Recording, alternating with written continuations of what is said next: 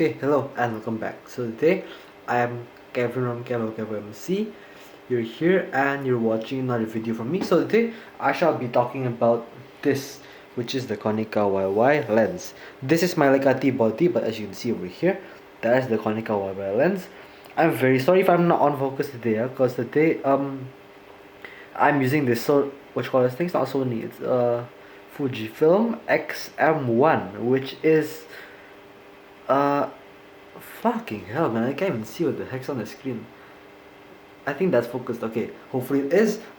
So this thing has a 15-minute video limiter, which is shit, and yeah, hopefully I actually get some audio, because I think from the test audio I've tried, this is super under like volume. So yeah, basically you take the lens from one of these bodies, which are Konica YYs. These are basically disposable film cameras, and somebody got me to convert theirs into a Leica M shell, or like, I don't know, body shape thingy. So it's a Konica YY, this thing over here. This thing was produced in like, I don't know, 2004 maybe, not sure, yeah, but it was produced long ago, before digital stuff was cheap, I assume, yeah. So you bought these things, these like disposable cameras, and then you just shot with them. Then once they're done, you send them over to your developing lab. Then they throw the camera away, basically, which is a shame, honestly, because the lens is awesome. Like, you can see photos on Google, yeah, but most of them are taken by Sony cameras, and Sony's are not the best when it comes to these what call this thing, short flange distance lenses. So I put this thing on my Nikon Z6, and images from there were awesome. Like, let me go show you an image on my phone, because I cannot bother.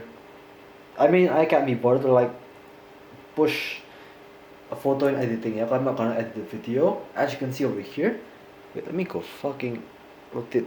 Okay, yeah. So as you can see over here, not sure if you can see it yet, but very little distortion. Even these houses have like straight pillars over here, as you can see, and the sky is awesome. It might seem blown out in the Fuji, yeah, because it's a shit sensor, but you can actually see details in here, even though this is a plastic lens, and you can also see the shadows over here, yeah.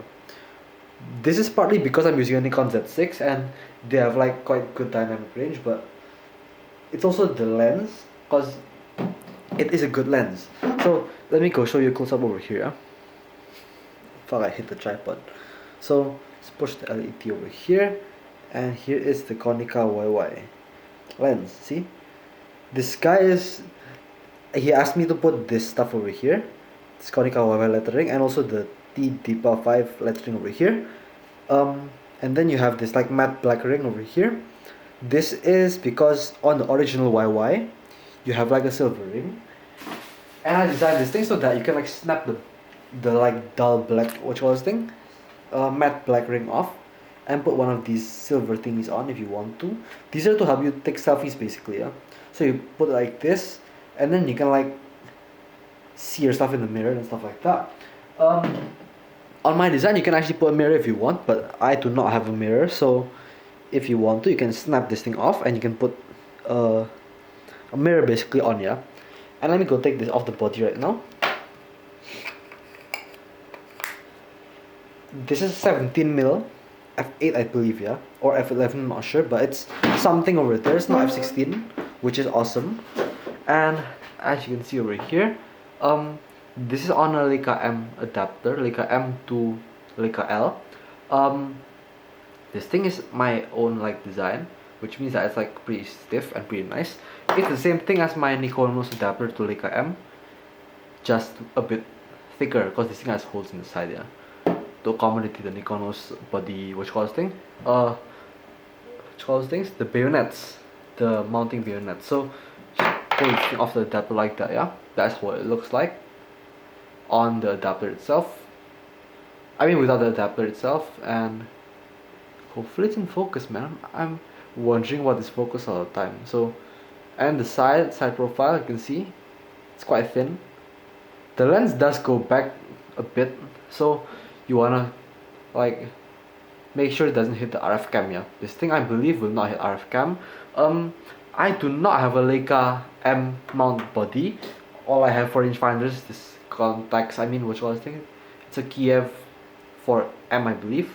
So only have that rangefinder, nothing else. So I can test the bayonet. I mean, which was thing? The RF cam, if it hits or not. But overall, this thing is quite okay, I believe. To open this thing up, you just smack this back piece off until it falls off.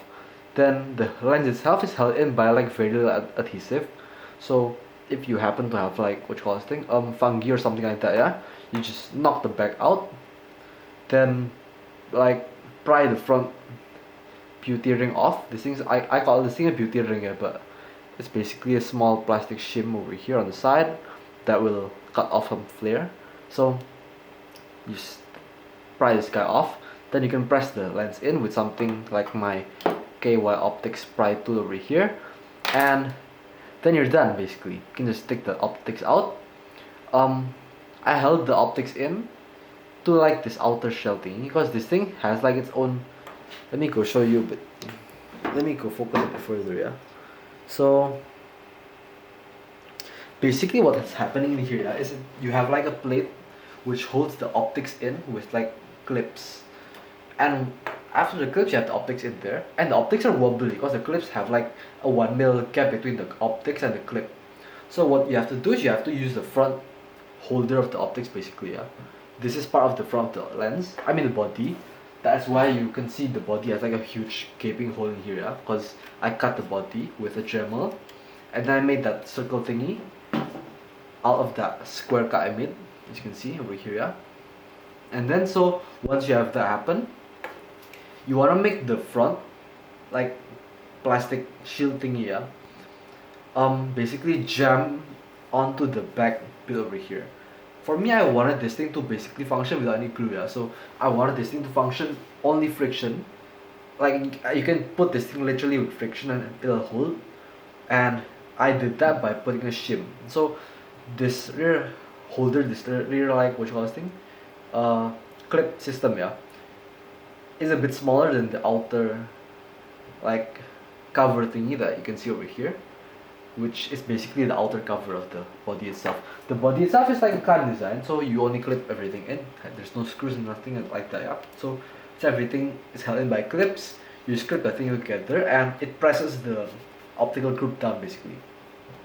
Without the clips holding it, the optical group in, you'll have the optics flopping around and that won't be nice, yeah. You won't have perfect focus. So yeah, that's basically how I did it. Put a shim, and then the shim will friction fit with the outside bit and make it like clamped on basically, and now you have perfect focus. I mean a perfect stiff lens assembly, which you can then slot into this thing, which is friction fit also, until I put some dabs of like adhesive in the back, very mild adhesive too, yeah. So if you press this thing hard enough, it will shift. And I did this because, as you know, these things are plastic optics. I think I've mentioned that before in the video. So if you have plastic optics, you do not want to have fungi growing on it. If you have fungi on this stuff, it will etch the optics, the plastic. And that's not a good thing to have happen, yeah, because these things are awesome lenses. And at this aperture, they're like f8 I think, yeah, or f11. Every single imperfection will be visible. I've cleaned the optics, but I think there might still be some like slight imperfections because of the age and the fact that this thing has no body cap. As you can see over here, there's no body cap like this. So any single smudge, any single like tissue wipe will degrade the lens. So honestly, I would like to have like a filtering on this thing, put a filter on it, but this thing is more like a body cap lens, and I think it should be used that way. Hopefully Konica does make more optics. Not sure if they are still around, yeah. I think they're only around making, I don't know, photocopier machines, not sure, yeah. But yeah, so this is the lens itself. The guy also asked me to make a viewfinder. This is my KY VF03. I've made a VF01 and a VF02.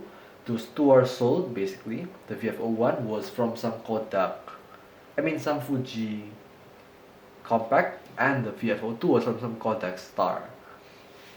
This thing is from the YY, and this thing is a wide angle finder, as you can see like this, yeah. See? So for the guy that asked me to like make a wide angle 17mm finder in some rangefinder form, here you go. I've made one, and Now you cannot say I can't make VS for free, because these are basically free, man. 3D printing filaments quite cheap.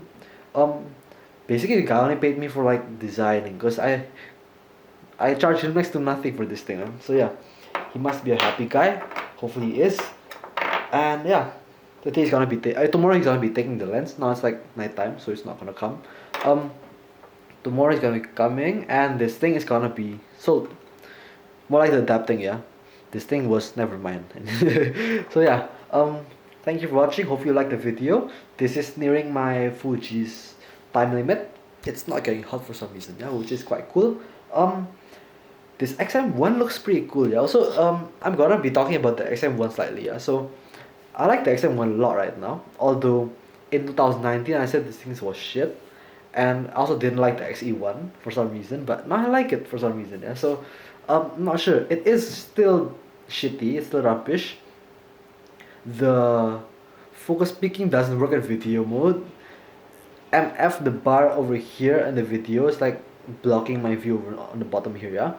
And then you have like all this crazy shit going on in the Fuji forums, yeah, about like colors and stuff. And you cannot do anything with colors, cause most of the most of the recipes are for like X trans 2 and 3, where this thing's X trans 1. So yeah, basically it's the shittiest camera you can find right now, but it's quite cheap, and I got this thing for video, for like these short videos and stuff. So I do not need to put this Pentax 110 18mm f2.8 on my Leica T anymore, yeah. So this thing can go rest, my Nikon can go rest. I do not need to take my Nikon AF600 28mm f3.5 again out.